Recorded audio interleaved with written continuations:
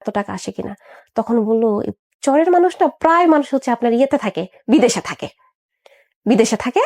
ওদের স্বামীরা বিদেশে থাকে আর স্ত্রীরা ওখানে গরু পালে, কৃষি কাজ করে। মোটামুটি ওদের বাড়িঘর না থাকলে ওদের ক্যাশ টাকা থাকে, জমি জমা থাকে, গয়নাগাটি থাকে, ওগুলি চুরি করতো। সাথে আমার হাজবেন্ড, বাপ বেটা দুজনে মিলে বাপ চুরি। বেটা দুজন, প্রতিবেশী ওনাদের একটা মামা, ওরা 3 জন। আপনি নিজের চোখে কখনো দেখেছেন? না, আমি কিভাবে দেখবো? না দেখি নাই, তবে শুনেছি। ফুপুর কাছ থেকে শুনলেন এটা? ফুপুর কাছ থেকে প্রথম শুনলাম। মানে আমার হাজবেন্ডের কথা কিন্তু বলে নাই, উনি ওনার ভাইয়ের কথা বলছে। আচ্ছা।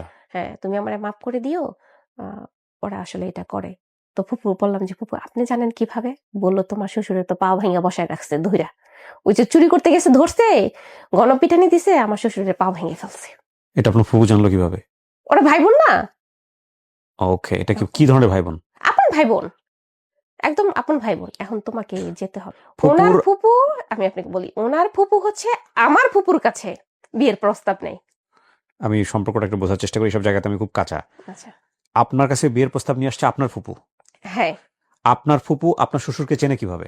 আমার শ্বশুরকে চিনে না, ও যে আমার শ্বশুরের বোন, আমার ফুপাই শাশুড়ি, হ্যাঁ। উনি আবার আমার ফুপুর কাছে। আচ্ছা, ওনার হচ্ছে আমার ফুপাই শাশুড়ি গ্রামে গ্রামে ওখান থেকে না চারা বিক্রি করতো। কিসের চারা? এই মরিচ চারা, লাউ চারা, এই যে বিভিন্ন এগুলো বিক্রি করতো। চারা বিক্রি সেক্ষেত্রে করতো। আপনার ফুপুর সাথে সম্পর্ক হয়েছে। ফুপুর বান্ধবী হয়ে গেছে। ওই বান্ধবী হয়ে গেছে, তারপরে হলো এই বিয়েটা হয়েছে। মানে ওনার আপন বোন আপনাকে এটা বলতেছে? হ্যাঁ, ওনার আপন বোন বলতেছে, কারণ সকালবেলা যে আমি ওনাদের বাড়িতে যাব, আমার শ্বশুর বাড়িতে, আমার গিয়ে তো এই অবস্থা দেখবো, এটা সবাই জানে, শুধু আমি জানি না। ও আচ্ছা, গিয়ে দেখবেন যে পা ভেঙে দিয়েছে। পা ভেঙে দিয়েছে। আচ্ছা, তারপর? তো পরের দিন সকালে উনি আমাকে নিয়ে গেল, একদিন ওনার বাসায় ছিলাম, পরের দিন নিয়ে গেল। এখন দেখি সবাই জানে এলাকার, ওনাকে বলতো কি বান্দইরা, আমার শ্বশুরকে বলতো বান্দইরা। বান্দইরা কেন? বান্দইরা হচ্ছে গিয়া উনি ওর এটা চুরি করবে, ওর ওটা চুরি করবে, আর এটা দিয়ে সবাই খাবে এলাকার। ওই এলাকার যে আমি বললাম যে সবাই ভালো মন্দ খেত, আসলে বিষয়টা সবাই জানতো। উনি সবাইকে খাওয়ায় হাত করে রাখতো, যেমন মেম্বার, চেয়ারম্যান, ওদেরকে হাত করে রাখতো। আর চুরিটা নিজের গ্রামে করতো না তো, আরেক চরে গিয়ে করতো। হ্যাঁ, আরেক চরে গিয়ে করতো। যেমন কি চুরি করতো? মাছ ধরার জাল, ছাগল। একদম যখন কিছু পারতো না, তখন মানুষের পুরোনো কাপড়ও চুরি করতো। আচ্ছা, তো আপনি বাড়িতে গিয়ে কি দেখলেন পরের দিন? বাড়িতে গিয়ে দেখলাম যে ওনার আসলে পা ভাঙা। ওনার এই যে যারা আসলে উনি চুরি করে যাদেরকে খাওয়াইছে, সবাই আশেপাশে একদম দুঃখিত। ওরা খুবই সমবেদনা প্রকাশ করতেছে। ওনাকে নিয়ে আসছে করতে, চুরি করে পা ভেঙে দিয়েছে, নিয়ে আসছে কারা ওখানে বাড়িতে? দিয়ে গেছে ওখানের মানুষ, ওখানকার মানুষজন বাড়িতে দিয়ে গেছে পা ভেঙে দিয়ে গেছে। হ্যাঁ, খুব মারছে, শুধু পাও ভাঙছে না, একদম খুব মারছে, যেমন পিঠে, হাতে ভাঙছে, শুধু পাটা এনে খুব মারছে। সাথে যিনি ছিল ওনাকে আর ধরতে পারে নাই, ওনাকেই মারছে। 2 জন ছিল, বর্ষার সময় ছিল। তখন আমার শ্বশুর বিষয়টা শেয়ার করলো একদম ওপেনলি, সবার সামনেই, কারণ সবাই তো জানেই, আমি না জানি না। বললো আমার বাবাকে বকা দিয়ে, তুই জানোস আমি কি করতে পারি? তোর বাবা 30,000 টাকা দিয়ে এই বললো যে 30,000 টাকা দিবে, আজকে 1.5 বছর হয়ে গেল, টাকা দিল না। আমার শ্বশুর খুব রেগে গিয়ে এরকম করে আমাকে বললো। আসলে আমি খুব ভয় পেতাম ওনাকে। তো ওইভাবে চলে যায় আরো 1 বছর। ওখানেই আরো অনেক কিছু জানতে পারি। আমার শ্বশুর চুরি করে ছাগল নিয়ে আসে, ছাগলের ডাকের যন্ত্রণায় ঘুমাইতে পারি না। এত বড় বড় পাতিল চুরি করে নিয়ে আসে, ওই বিয়ে বাড়িতে রান্না করে না পাতিল গেলি, এত বড় বড় পাতিল চুরি করে। পাতিল চুরি করে হচ্ছে গিয়া আশেপাশে মানুষটা উপহার দেয়, বিক্রি করে না, উপহার দেয়, অনেক উপহার দেয়। তারপরে হচ্ছে গিয়া 1 বছর চলে গেল। এখন দেখি আমার হাজবেন্ড ওই যে বিভিন্ন নেশা যে করতো, আমি আর জানতাম না, এখন জানতে শুরু করি উনি নেশা করে, উনি টাকা দেয় না। আগে তো মনে করেন যে কিছু স্মৃতি ছিল, এখন ওইটাও নাই, পুরা নিষ্ঠুর যারে বলে, একদম বাংলা ভাষায় বলে একদম জানোয়ার কদম। উনি যখন আমার সাথে ইন্টিমেট হতো, এটা কি স্বামী স্ত্রী সম্পর্ক হয় কিনা আমি আজও জানি না। আমার তো সামনে একটা গল্প আসতেছে, তখন হয়তো বুঝতে পারবেন। আমি ওখানেও এত নির্যাতিত হই নাই যতটা হয়েছি ওনার কাছে। শোনেন আপনারা, উনি আমাকে এতটা শারীরিক নির্যাতন করেছে, মানসিক তো আছেই। তখন কি করলো, উনি আমাকে বলল ওখানে থাকবে না, ঢাকায় আসবে। তারপরে হচ্ছে গিয়া ঢাকায় আসলো। ঢাকায় আসার পরে এই দোকানে ওই দোকানে রিক্সা চালাইতো, যেখানে ওখানে জমা ছিল রিক্সার জমা প্রতিদিন 40 টাকা। ওই রিক্সা জমা, এই দোকানে বাকি, ওই দোকানে বাকি, এগুলি করে উনি আমাকে না এখানে ফেলে দিয়ে চলে গেল, ঢাকাতে রেখে চলে গেল। হ্যাঁ, আমি একদিন ঘুম থেকে উঠছি, ঘুম থেকে উঠে আমি দেখি মানে আমার ছেলে নাই আমার পাশে। আমার বাবা তখন বলল, এই তোমার জামাই তো ওরে নিয়ে তোমার শ্বশুর বাড়ি চলে গেছে। তখন আমি বললাম আপনি কি করে জানলেন? বলতেছে তোমার শ্বশুর ফোন দিয়ে জানাইছে। হুম। তোমার যদি ওর সংসার করতে হয়, বাচ্চারে ফিরিয়ে পেতে চাও, তাহলে তোমার শ্বশুর বাড়িতে যাও। হুম। এখন যে বাড়ি উনি তো আমাকে ছাড়বে না। ভাড়া বাকি আছে। হ্যাঁ, ভাড়া বাকি আছে 2 মাসের 1500 টাকা করে, 3000 টাকা। উনি তো আমাকে ছাড়বে না। হুম। উনি বলতেছে আমার ভাড়া দিয়ে তারপরে যাও, আবার আশেপাশের দোকান বাকি দিয়ে যাও। খুব বেশি না, সব মিলিয়ে 10,000 হবে আর কি। 10,000 টাকার জন্য উনি আমাকে এখানে রেখে ওনার ছেলে নিয়ে উনি চলে গেল। বিষয়টা কেমন না, আমি ভাবলাম যে না, একটা সুযোগ, ওনার সংসার আমি করব না। বাড়িগুলি বললো কি যে তুমি এক কাজ করো, আস্তে আস্তে আমার ঘর ভাড়াটা মিঠাই দিও, তুমি এখানে গার্মেন্টসে যাও। পরে আইসা দেখি আমার বাবা মা আমাকে নিতে আসলো। ফোনে ফোনে ওই বাড়িওয়ালির কাছ থেকে ঠিকানা নিয়ে নিতে আসলো। ওই যে ঘরের ফ্যান, একটা চৌকি ছিল, এগুলি বিক্রি করে বাবা কিছু টাকা দিয়ে সবকিছু, দোকান বাকি আর দেওয়া হয়নি। জানি না ওনারা আমাকে ক্ষমা করবে কিনা। আমি দোকান বাকি করিনি, তবে ভাড়াটা দিয়ে আমাকে নিয়ে গেল। ওই চান্সে আমাকে বলছে আমাকে আর দিবে না, আমাকে আর দিবে না। ওই যে ছেলের মায়ায় পড়ে গিয়েছি, আমি বলছি না আমি যাব। তখন ওরা আমাকে দিতে চাইলো না, আমি লুকিয়ে চলে গেলাম। লুকিয়ে যাওয়ার পরে হচ্ছে গিয়ে এই যে এখান থেকে হয় আমার ছোট বেবিটা আসে, আমার ছোট বেবিটা আমার গর্ভে আসে এখান থেকে যাওয়ার পরে। তখন তো আবার এই মারামারি, খাবার দেওয়া না, আলাদা করে দিয়েছে। আজকে এখানে 6 মাস, ওখানে 6 মাস, এরকম করে আবার ওখান থেকে পালিয়ে আসে, সাথে সাথে আমারও পালিয়ে আসতে হয়। এভাবে এভাবে কিন্তু আমার ছোট ছেলেটা হলো। আমি কিন্তু একবারে চলে আসি, ছোট ছেলে পেটে আসার পরে চলে আসি যে আমি যাব না, উনি আমাকে প্রচন্ড মারে, আমি যাব না। পারিবারিক ভাবে আমি ডিভোর্সের কথা বলি, পারিবারিক ভাবে বলি। আসলে এটা পারিবারিক ভাবে আসলে 2টা বাচ্চা হয়ে গেছে, এটা আর কেউ করছিল না। পরে আমি কাজে অফিসে গিয়ে আমি নিজেই ডিভোর্স দিয়ে দিই। বিয়ের কত বছর পরে? 4 বছর। বাচ্চা দুটোর সাথে নিয়ে? হ্যাঁ। ওকে। আমি ডিভোর্স দিয়ে দিই। ডিভোর্স দেওয়ার পরে হচ্ছে গিয়া বাবার বাড়ি থাকতে থাকি। এখন তো আরো অত্যাচার বেড়ে গেছে 2টা বাচ্চা নিয়ে, বাচ্চা তো আর রেখে আসি নাই। তখন মাও বকে, ভাবিও বকে, ভাই বকে, বোনেদের। আসলে আমার ভাবি কি তেমন কিছু বলে নাই, ইনডিরেক্টলি কিছু বললো। আমার ভাবি কখনো আজ পর্যন্ত ডিরেক্টলি কিছু বলে নাই, কিন্তু আমার বোনেরা বলছে, খুব বাজে ভাবে বলছে আমার বোনেরা, আমার ভাইও বলছে। তারপরে হচ্ছে আমি চিন্তা করি যে বিদেশে যাব। এখন বিদেশে যাব, পাসপোর্ট করতে হবে, টাকা নাই। এনজিও থেকে কিছু টাকা নেই, একটা ছাগল ছিল ওইটা বিক্রি করে আমি হচ্ছে পাসপোর্ট করি। ওখান থেকে যিনি আমার পাসপোর্ট করে দিয়েছেন, ওনার পরিচিত একজন বলতেছে এই আপনাদের বাড়ি কোথায়, কি কি আসে বিষয়। যখন আমি আমার পুরো ঠিকানাটা দিলাম, উনি আমাকে চিনতে পারলো। উনি আমার মায়ের চাচাতো বোনের ছেলে। তখন উনি আমাকে বলল আমার মা তো দুবাইতে থাকে, ওখানে খুব ভালো ভিসা আছে, তুমি যাবা নাকি? তখন আমি বললাম হ্যাঁ যাব, আমি তো বিদেশেই যাব। তখন বলতেছি ঠিক আছে, আমি যাব, আন্টির সাথে দেখা করব। তখন উনি আমাদের বাড়িতে কয়েকদিন পরে আসে, আইসা আমার মার সাথে কথা বলে, পরিচয় দেয়। আমার মা ওনাকে চিনে না, কিন্তু ওনার মাকে চিনে। পরিচয় দেওয়ার পরে চিনে। তারপরে হচ্ছে গিয়া উনি বলে যে দুবাইতে যাইতে 1,60,000 টাকা খরচ হবে আমার। 1,60,000 টাকা খরচ হবে, আমার বেতন হচ্ছে 22,000 টাকা। এটা বলে 22,000 টাকা বেতন হচ্ছে। পরে আস্তে আস্তে ধাপে ধাপে বেতন বাড়বে। তো খুব দ্রুত, মেবি 1 মাস 4-5 দিনের ভিতরে সব প্রসেসিং আমার কমপ্লিট হলো। সম্পূর্ণ টাকাটা আমার ভাই আমাকে সুদে নিয়ে দিল, সম্পূর্ণ টাকাটা। ওদের মূলত কারণ হচ্ছে আমি বিদেশ যাব, টাকা ইনকাম করব, ওদেরকে দিব। আমি তখন চলে গেলাম বিদেশে। এখন ওখানে গেলাম আমি, ওখানের টাইম মেবি 12টা-1টা বাজে, ওখানের টাইম। কোন দেশে গেলেন? দুবাই। দুবাইতে। ওকে। আমাকে ওখান থেকে ওনার যে মা বললো যে ওখানে থাকে আমার আন্টি ওখানে আবার সেকেন্ড ম্যারেজ করছে, দ্বিতীয় বিয়ে। ওনার ওই হাজবেন্ড আমাকে নিতে আসলো। তো নিয়ে গেল, ওই একটা বাসায় দিয়ে আসলো, বললো যে এখানে তোমার মতো আরেকটা মেয়ে আছে, ওনাকে তুমি আপু বলে ডাকবা। আপনি কার কাছে গেলেন বিদেশে? এখনো তো জানি না, মানে ওনারা আমাকে বললো বা কি করাবো, কি কাজ করবে, কিচ্ছু বলে নাই? হ্যাঁ বলছে। কি বলছে? উনি বলছে হচ্ছে গিয়ে দোকানদারি করতে হবে। দোকানদারি করতে কিন্তু হবে? কি দোকানদারি ওটা উনি বলে নাই, আমি আসলে ওইভাবে জিজ্ঞেস করি নাই। আচ্ছা। তো ওখানে যাওয়ার পরে আমাকে বললো একটা পানির বোতল, একটা রুটি আমাকে দিয়ে বললো তুমি এটা খেয়ে ঘুমায় যাও। তো ওই আপুটা আসলে সারাদিন কাজ করছে, রাত্রেও 12টা-1টা পর্যন্ত কাজ করছে, খুব ক্লান্ত থেকে উনি আমাকে বললো যে এদিক দিয়ে শুয়ে পড়ো, একটা স্টোর রুমের মধ্যে উনি ঘুমাচ্ছে, বলে এদিক দিয়ে শুয়ে পড়ো। তো আমি ঘুম থেকে উঠলাম, উনি আমাকে 5টা বাজে ডেকে উঠাইলো, ভোর 5টা সেদিনই ডাইকে উঠাই আমাকে উনি বললো যে বোন, আমি জানি না তোমার কি বলে নিয়ে আসছে, তোমাকে তো এখানে কাজ করতে হবে আমার মতো করে, এখানে আর ঘুমানো যাবে না, ওঠো, উঠা কাজ করা শুরু করো। তো উনি আমাকে কাজগুলি দেখাই দিচ্ছিল, আমি পারতেছিলাম না, বারবার দেখাচ্ছিল, পারতেছিলাম না। এক পর্যায়ে উনি রেগে গেল, বলতেছে বারবার আমি দেখাবো নাকি, আমি কি তোমার পিছনে পড়ে থাকবো নাকি, এখানে আসছো যেহেতু কেন আসলা, ওনার প্রশ্ন হচ্ছে কেন আসলা, উনি এখানে আমার যাওয়ার 6 মাস আগে থেকে আছে।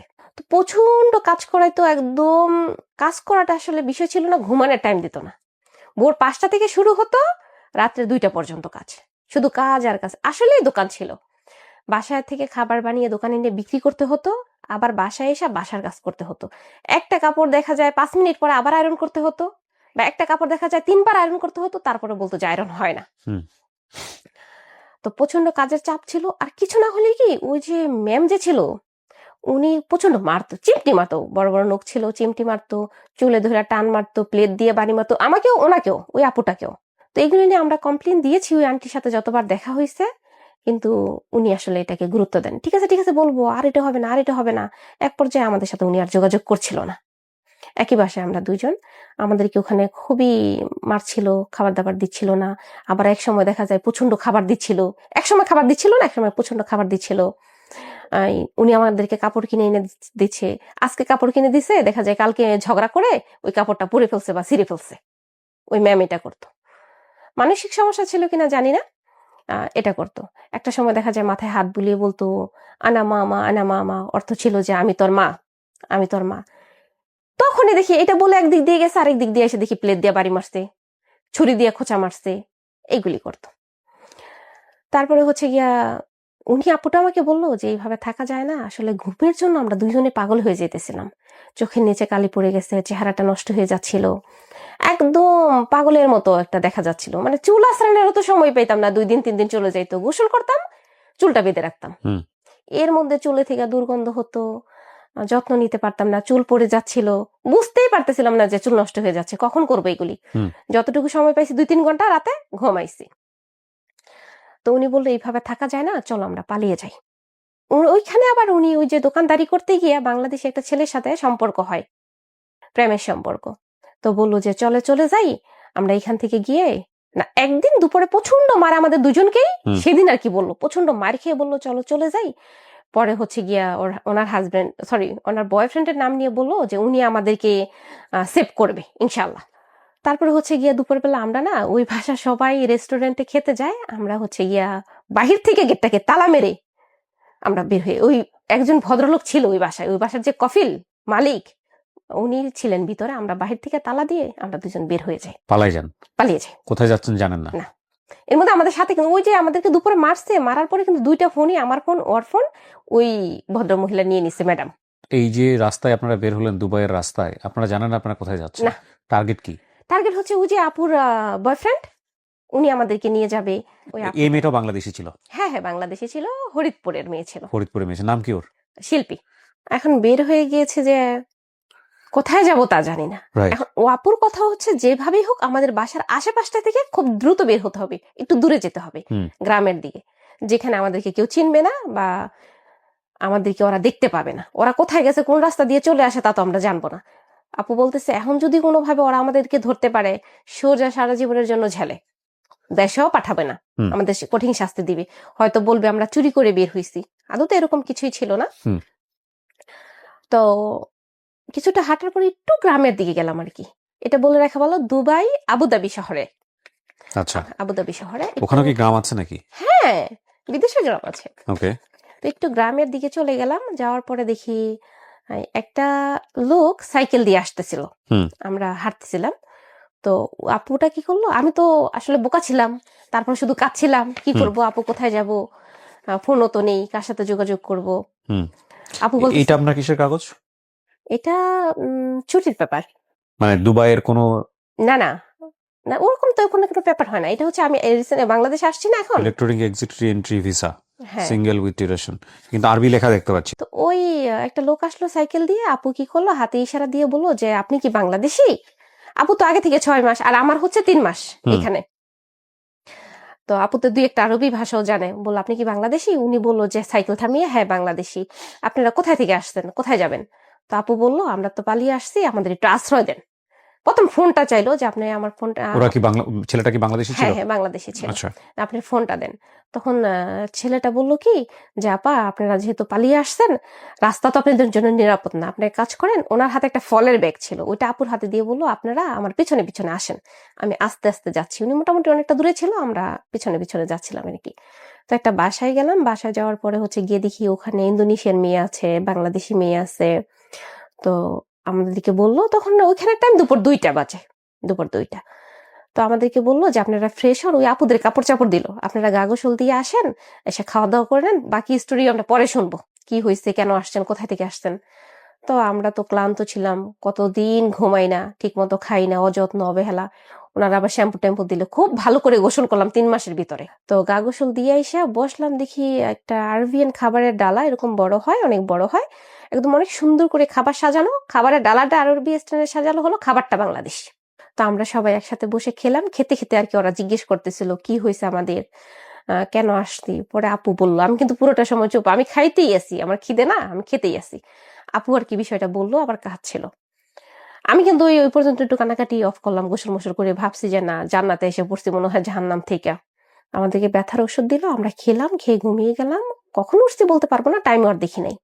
উঠার পরে দেখি এই ওদের যে ড্রেস আপ গুলি আপুদের কেন জানি পছন্দ হচ্ছিল না আমার, মানে খুবই বাজে লাগছিল। এইসব ড্রেস আসলে দেখি নাই কখনো, ওই সিনেমাতে যেগুলি পরে আর কি, ওরকম ড্রেস ছিল আপুদের।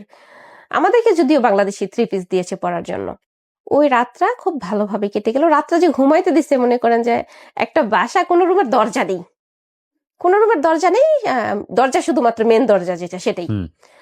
কেউ এখানে ঘুমিয়ে আছে, একটা পুরুষ এখানে ঘুমিয়ে আছে, তার পায়ের নিচে একটা মহিলা, একজন আরেকজনকে জড়িয়ে ধরে আছে।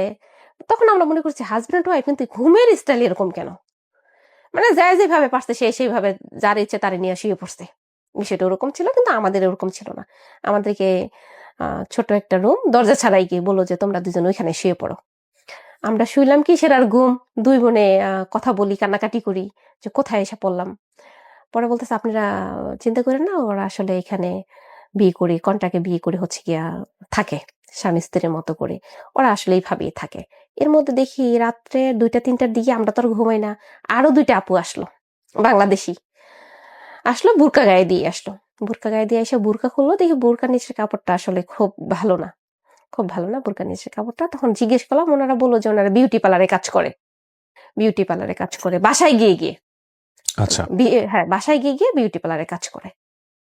তারপর হচ্ছে গিয়া ভালো। তখন পরের দিন সকালে আমাদেরকে ফ্রোজিন পরোটা দিল, খেলাম।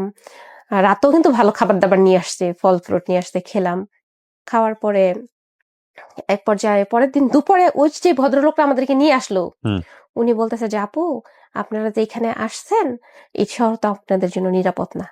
আপু আবার কিন্তু ওই যে আপুর যে বয়ফ্রেন্ড, ওনাকে ফোন দেওয়ার ট্রাই করছিল, কিন্তু কোনোভাবে হয়তো বা বিপদ ছিল, তো ওই নাম্বার একটা হয়তো বা ভুল হচ্ছিল, সঠিকভাবে আর নাম্বারটা কি করতে পারতেছিল না, যোগাযোগ করছিল না। আমাদেরকে বললো আপনাদের জন্য এই শহরটা নিরাপদ না, পুলিশ আপনাদেরকে পোস্টার দিয়ে দিয়ে খুঁজছে। কে বললো? ওই ছেলেটা বললো? হ্যাঁ হ্যাঁ, পোস্টার দিয়ে দিয়ে পুরো আর ওই শহরে। তো ছেলে, ওই মেয়ের বয়ফ্রেন্ড কোথায়? আপনার সাথে শিল্পীর বয়ফ্রেন্ড যে আপনাদেরকে নিয়ে যাবে, এটা তো আগে থেকে বয়ফ্রেন্ড জানে না, মানে উনি বের হয়েছে, ফোন দিবে, পরে কোথাও থেকে নিয়ে কিন্তু যাবে। সামহাও ফোন ম্যানেজ করতে পারছে না। ফোন ম্যানেজ করতে পারছে, কিন্তু কিন্তু নাম্বারটা আর মনে করতে পারছে না, ওকে, নাম্বারটা মুখস্থ ছিল। তখন উনি বললো যে আপনাদেরকে তো পুলিশ আপনাদের দুজনকে পোস্টার দিয়ে দিয়ে খুঁজছে। আসলে আমাদের মাথায় তখন এটা ছিল না, আমাদের ছবি ওদের কাছে থাকবে কোথায় থেকে, এটা ছিল না আমাদের দুজনের মাথায়। তখন ওনাদের কথা বিশ্বাস করলাম। উনি বললো যে এক কাজ করেন, আপনারা দুবাই শহরে চলে যান, দুবাই ডেমরা না কি যেন একটা নাম, একদম দুবাই মেন শহর যেটাকে বলে, ওখানে চলে যান। ওখান থেকে আপনাদেরকে কিছু মানুষ আসবে, ওখানে আপনাদেরকে চাকরি দিবে, আপনারা ওখানে চলে যান। তখন সন্ধ্যার দিকে 5টার দিকে আর কি, ওখান থেকে 4জন লোক আসলো, একদম বড় লোক মনে হলো সেই সময় আর কি, মানে ভালো কাপড় চাপড় পরা মানেই বড় লোক, চশমা পরে আছে তার মানে শিক্ষিত, ওই সময় এটাই মনে করতাম। আসলো এখানে বলা হয় ওই যে আলামিন যে একটা নাম বলছিলাম, এখান থেকেই শুরু আলামিনের গল্পটা। ওই আলামিন আসলো, আরো আলামিনের সাথে আরো 2টা ছেলে আসলো আপনাদের এখানে। হ্যাঁ, এখানে। নামটা পরে জানছেন আপনি? হ্যাঁ হ্যাঁ, ওকে। না ওখানে বলছে যে ভাইয়া আসবে, আলামিন ফোনে বলছিল না, তখন থেকেই জানতে পারলাম ভাই আসবে, আলামিন ভাই আসবে, অবশ্যই আলামিন ভাই আসতে হবে, বর্ডার ক্লোজ করতে হবে, এরকম কিছু, মানে বিভিন্ন পুলিশ আলামিন ভাই এসে আপনাদেরকে হেল্প করবে, এরকম কোনো হেল্প কিছু? করবে, হ্যাঁ আলামিন ভাই এসে আপনাদেরকে হেল্প করবে, নিয়ে যাবে। আপনারা যখন যাবেন, গাড়ি যখন চেক করবে, তখন আপনাদেরকে জিজ্ঞেস করা হবে বিভিন্ন কথা, আপনারা এটা বলবেন, আশা করি তেমন কিছু হবে না, ঘুরে যাবে, এরকম কিছু। দেখছেন আপনারা আমার কাছে আসাতে আপনাদেরকে আমি ভালো একটা জায়গায় পাঠাচ্ছি, হয়তো অন্য কোথাও আসলে খারাপ কিছু হতো, এখানে যেহেতু খারাপ কিছু হয় না, এত 4-5 জন পুরুষ মানুষ ছিল, তো আমরা মনে করছি হয়তো ওখানেও ভালোই হবে, যাই। যদি জানতাম তাহলে সেখানে কিন্তু পালিয়ে যাওয়ার সুযোগ আমাদের ছিল ওইখানেটায়। আসরের সময় আলামিন আসলো, আলামিন এসে আলামিন পরিচয় দিল, ওনার নাম বললো, উনি একটা লিডার, উনি হচ্ছে গিয়া মেয়েদেরকে কাজ দিয়ে থাকে অফিসিয়ালি, সামান্য একটু বেনিফিট উনি পায়। উনি ওনার মতো করে বলল যে তোমরা কাজ করবা তোমাদের মতো করে, আমাকে কাজ পাওয়ার পরে কিছু টাকা দিও, এরকম করে। তো আমি তো চুপ। ও আপু বলল ঠিক আছে, আমরা যদি কাজ করতে পারি, আপনাকে কিছু, আপনার মাধ্যমে যদি আমরা ভালো একটা চাকরি পাই, করতে পারি, তাহলে আপনাকে কিছু দিলে তো আমাদের সমস্যা নেই। তখন বললো যে ঠিক আছে, আমরা আগে বের হই, তারপরে তোমরা দুজন বের হও, একজন একজন করে, দুজন একসাথে না। একটু ভিতরের দিকে ছিল বাসাটা, একটা গলি দিয়ে যাইতে হইতো। তারপর হচ্ছে গিয়া ওরা চলে গিয়ে গাড়িতে বসলো, তারপর আমি গেলাম আগে, তারপর আপু গিয়ে বসলো। আপু বসলো সামনের সিটে, ড্রাইভারের পাশের সিটটা থাকে না ওখানে, আর আমাকে দিল ভিতরের সিটে। আলামিন বলল বসলো হচ্ছে গিয়া এক পাশে, তারপরে হচ্ছে আরেকটা ছেলে বসলো, তারপরে আমি বসলাম, আর আরেকটা ছেলে বসলো একদম পেছনে। ওকে। হ্যাঁ, একদম পেছনে বসলো। তো আমি যাচ্ছিলাম, প্রথম ওদের সাথে গল্প করতে করতে, ওই আপুটা 6 মাসে মোটামুটি অনেক আরবি পারে, একদম কমপ্লিট আরবি পারে। আপুর খুব প্রশংসা করতেছিল, আপু আরবি পারে, আমরা কিভাবে এখানে আসলাম, কেন আসলাম, গল্প করতেছিল সবাই আর কি, যাই যেমন পারতেছে প্রশ্ন করতেছে। আমরা মনে করছি প্রথম প্রথম ভালো গল্প করতেছিলাম। প্রায় 1 ঘন্টা হয়ে গেছে, আমরা আর গন্তব্যে পৌঁছাচ্ছিলাম না। তখন না আমি দেখি যে 2 পাশে শুধু মরুভূমি, আর তখন মাগরিবের আজান মেবি দিচ্ছে আর কি, সূর্য লাল হয়ে গেছে, টাইম তো দেখতে পাচ্ছি না। তারপর হচ্ছে 2 পাশে দেখি শুধু মরুভূমি আর মরুভূমি, কোনো বাড়ি নেই, কোনো কিছুই নেই, শুধু শুধু রাস্তা, আর হচ্ছে গিয়ে আপনার মরুভূমি, বালু, একটা গাছও নেই। তখন আমার মনে হচ্ছে কি আমাদেরকে মনে হয় দুবাই থেকে সৌদি আরবে পাচার করে দিচ্ছে। আমি তো কান্না, প্রচন্ড কান্না, কান্না করছি। কান্না করতে করতে এক পর্যায়ে আমি বললাম আমি তো চলে যাবো এখান থেকে, গাড়ি থেকে নেমে যাবো, গাড়ি থেকে লাফ দিব। ওর আমাকে দিয়ে হাসতেছে, বলছে এটা কোনো কথা, গাড়ি, চলন্ত গাড়ি থেকে মানুষ আবার নামে কিভাবে, চুপ করে বসো, তোমাদেরকে ভালো জায়গায় নিয়ে যাচ্ছি। আর আমার পাশে যে ছেলেটা বসলো, ও আমাকে জিজ্ঞেস করলো, মানে দুজনকে জিজ্ঞেস করলো আমাদের বাড়ি কোথায়। উনি বললো যে হরিদপুর। আমাকে জিজ্ঞেস করলো, আমি বললাম গাজীপুর। আর গ্রামের নাম জানতে চাইলো না, থানার নামও জানতে চাইলো না। এরা সব বাংলাদেশি? হ্যাঁ, সবাই বাংলাদেশি। একজন কুমিল্লার, আর যিনি আমার পাশে বসছে উনি কিন্তু আমার প্রতিবেশী, আমি তো আর জানি না। আর আরেকজন হচ্ছে গিয়া ওই যে কি যেন নাম, আলামিন, নারায়ণগঞ্জ। ওনারাও বলছে ওনাদের বাড়ি কোথায়। আরেকজনের বাড়ি আমার, আরেকজনকে আমি ভালোভাবে দেখিও নাই, উনি একদম উঁচু পিছনে বসতে, কথাও বলে নাই। ওনারা আমাকে বললো আরে পাগল, কান্না করতেছো কেন, দেখো চমৎকার একটা জায়গায় নিয়ে যাব তোমাদেরকে, ওখানে খুব ভালো কাজ দেওয়া হবে তোমাদেরকে, চিন্তা করিও না, কান্নাকাটি বন্ধ করো। তখন আমার পাশে যে ছেলেটা বসলো, উনি কি করলো, আমার বাম সাইড ওনার ডান সাইডটা একসাথে, তো উনি আমার বাম হাতটা ওনার হাতে নিয়ে বললো কান্না করে আর কি করবা, যা হওয়ার তা তো হয়েই গেছে। উনি এটা বললো, আর কে দেখি করবা। তারপর হচ্ছে ওখানে নিয়ে গেল, ওখানে টাইম তখন 8:30। ওখানে গিয়ে আমরা রুমে ঢুকে দেখি যে ওখানে ঘড়িতে দেখাচ্ছে 8:29। আমি দেখতে পেলাম। ওখানে বলতে কোনখানে? দুবাই শহরে। আচ্ছা। হ্যাঁ, নিয়ে গেল হচ্ছে অন্ধকারের ভিতরে গিয়েছি তো, তত বেশি লাইট ছিল না একদম। এখন বুঝি আসলে বিল্ডিংটা হয়তো বা 20 তলা ছিল, কত তলা ছিল জানি না, লিফটে উঠছি তো মনে হচ্ছে যে 2 মিনিটে উঠে গেছি, এরকম ছিল। হ্যাঁ, পরে দেখি আপনার একদম কেমন এরকম বিল্ডিং এ বাংলাদেশে আসলে কখনো যাইনি, বলতে পারবো না। এরকম দুই সাইডে হচ্ছে গিয়া রুম গেলে মাঝখানে চিকন একটা গলি আসা যাওয়ার জন্য, আর প্রত্যেকটা রুমের দরজার মধ্যে ক্যামেরা লাগানো আছে, মানে বাহির থেকে কেউ নক করলে ওরা ভিতর থেকে দেখবে যে কে আছে, এরকম সিস্টেম ছিল। এগুলি তো আগে কখনো দেখি নাই, প্রথম দেখতেছি। তো দরজা খুললো, দরজা খোলার পরে আমরা ভিতরে গেলাম, গিয়ে দেখি যে একটা আপু রান্না করতেছে, আরো একটা বিউটিশিয়ান আছে, আর একটা আপুরে মেকআপ করতেছে আর কি, করতেছে। আমাদেরকে নিয়ে বললো, একদম এমন ভাবে ওরা কথা বললো যেন আমাদেরকে ডাস্টবিন থেকে উঠে আনছে একদম স্বর্গে, এমন জায়গায়। একদম সাথে সাথে বলতেছে বসা যাবে না, এই ওয়াশরুমে যাও, ওয়াশরুমে যাও, গোসল করো। এর মধ্যে মনে করেন যে আমাদের একটা একদম সব সাবান, শ্যাম্পু, লোশন, টাওয়াল, একদম সবকিছু রেডি, কাপড় চাপড় সবকিছু রেডি। এখন গোসল করে যখন বের হলাম, দিল হচ্ছে গিয়ে একটা 3/4 জিন্সের প্যান্ট, একটা গেঞ্জি, মানে এটা কিভাবে পরবো। And ওই জামাটা আমাদেরকে গোসল করে যখন ওয়াশরুমে রাখলাম, জিজ্ঞেস করলাম যে আপু জামাটা কি করব। উনি আর কিছু বললো না, টান দিয়ে জামাটা ডাস্টবিনে ফেলে দিল ওই আপুটা। বললো যে এরকম নোংরা জিনিস এখানে চলে না, খুব বাজে ভাবে বললো যে তোমাদেরকে দেখে মনে হয়েছে যে ডাস্টবিন থেকে উঠে আসতো। আসলে আমাদের অবস্থা ওরকমই ছিল, উনি যা বলছে সত্যি। তারপর হচ্ছে গিয়া ওই আপুটা গেল গোসল করতে। এখন ওই আপুটাকে একটু ভালো ড্রেস দিছে পড়তে, আমাকে খুব বাজে একটা ড্রেস দিছে পড়তে। তো আপুটা বললো একটা বাংলাদেশি জামা হলো, শর্ট হাতার যে জামাগুলি থাকে ওরকম একটা জামা, একটা প্যান্ট পরছে, মোটামুটি তো এটা ভালো, আমার থেকে ভালো। তারপর ওখানে আমাদেরকে খাবার দাবার দিল, দিয়ে বিউটিশিয়ান এনে একদম পায়ের নখ থেকে শুরু করে মাথার চুল পর্যন্ত সেবা যত্ন শুরু করলো। এই তখনও আপনার মনে প্রশ্ন আসেনি যে কেন করছে? হ্যাঁ হ্যাঁ, আমরা জিজ্ঞেস করছি তো, আমরা জিজ্ঞেস করছি। তখনও পর্যন্ত আমরা দুজন একই সাথে, ওই যে শিল্পী আর আমি ওরা একসাথে। কি দিয়ে চলে গেছে? না, আছে এখানে। আচ্ছা, হ্যাঁ আছে, এখানেই আছে। এখান থেকে 2 জন চলে গেছে আর 2 জন আছে ওই আরেকজন। ফ্ল্যাটই আছে? হ্যাঁ হ্যাঁ, ওই রুমেই আছে, ওকে একটা রুমে একটু বড় আর কি, ওকে। একটু বড়, 2-3টা বেড ফেলা। আলামিন ফোন দিয়ে বললো একটা বিউটিশিয়ান আনা আসার জন্য, উনি পায়ের নখ থেকে মাথা পর্যন্ত আমাদেরকে সেবা করবে, এগুলো সবই clean করবে। বাংলাদেশি? সব বাংলাদেশি, ও মেয়েরাও বাংলাদেশি, বিউটিশিয়ানে সেও বাংলাদেশি আসলো। আসার পরে একদম নখ থেকে শুরু করে মাথার চুল পর্যন্ত যত ধরনের ক্লিং আছে একদম সম্পূর্ণ করলো। এখন আমরা জিজ্ঞেস করতেছি এগুলি কেন, বলতেছে তোমাদেরকে দেখে মনে হচ্ছে ডাস্টবিনে আসছে, যেই শহরে থাকবাস ওখানে তাল মিলিয়ে চলতে হয়, এখানে থাকবা, এখানে ভালো একটা চাকরি করবা, তো তোমাকে নিজেকে পরিষ্কার পরিচ্ছন্ন হতে হবে না, এই তুমি যেইভাবে আসছো তোমরা যেভাবে কাজের মানুষ হিসাবে তো নিবে না। মনে হয় সত্যিই ছিল, আসলেই কাজের মানুষ হিসাবে নিবে না। খুবই বাজে হয়ে গেছিলাম দেখতে। তো ওখানে খুব ভালো খাবার ছিল, তারপরে হচ্ছে গিয়া সেবা করছিল। এক পর্যায়ে আসলে অল্প সময় না, 2 দিনেই আসলে খুব সুন্দর হয়ে গিয়েছিলাম।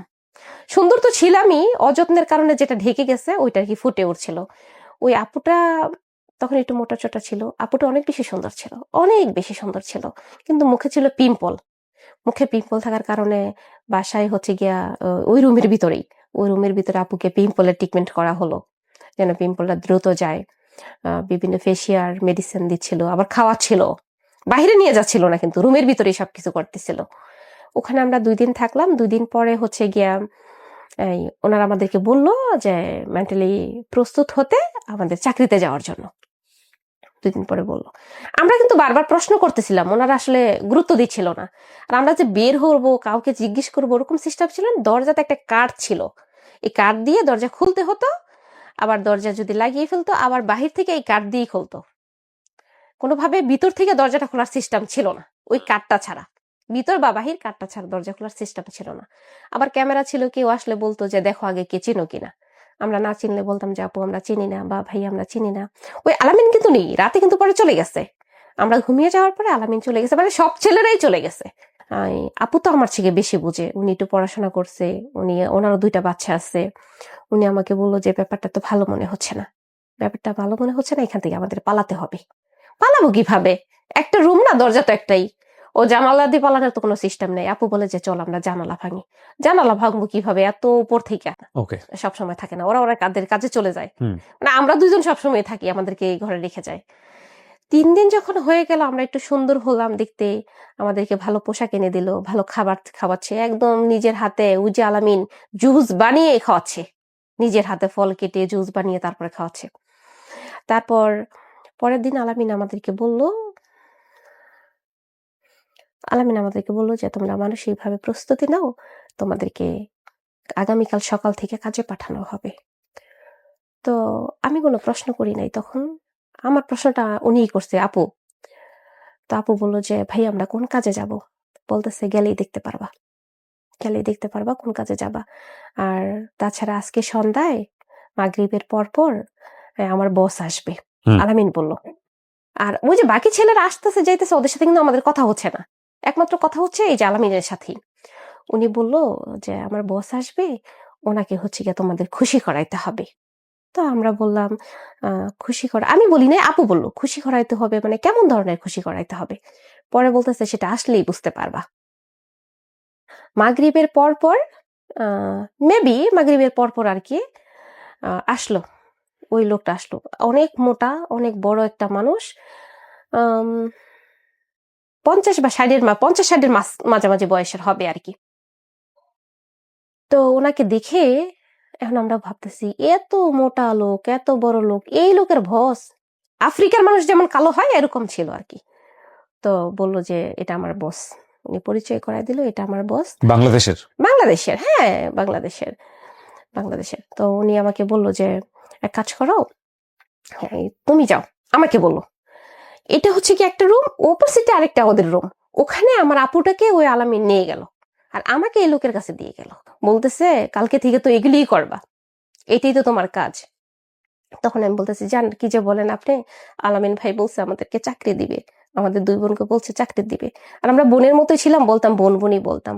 বলতেছে কিসের চাকরি, এটাই চাকরি, এটাই চাকরি। ওইভাবেই আসলে বিষয়টা হয়ে গেছে। তো এখানে বলে রাখা ভালো।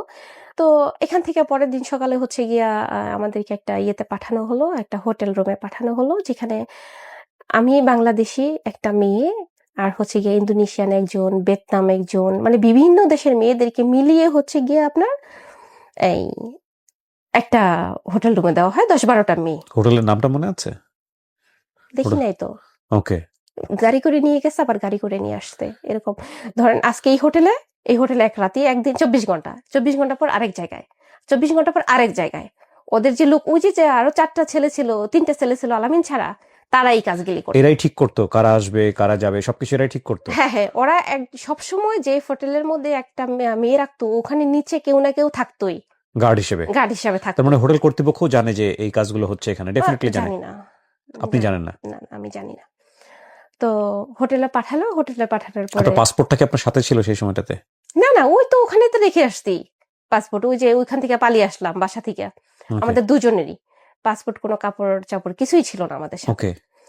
তারপর হচ্ছে যখন আসলাম হোটেল রুমে, আসার পরে এই যে আমাদের বাড়ির পাশের বাড়ির যে ছেলেটা আমি বললাম, ততদিনে ও আমার সাথে একদম ফ্রেন্ডলি একটা বন্ধুত্ব হয়ে গেছে।